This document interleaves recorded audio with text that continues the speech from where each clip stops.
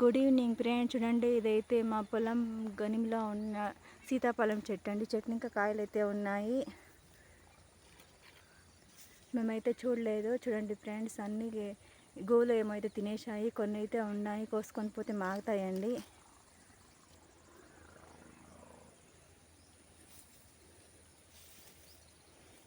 కింద వరకు అయితే ఉన్నాయి. చూడండి ఫ్రెండ్స్, కాయలు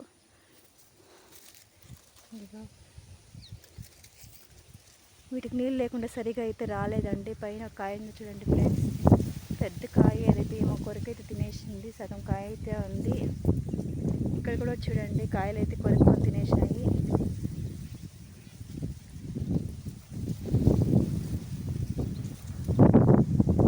మీరు ఎంతమంది సీతాఫలాలంటే ఇష్టమో లైక్ చేసి కామెంట్ చేయండి ఫ్రెండ్స్.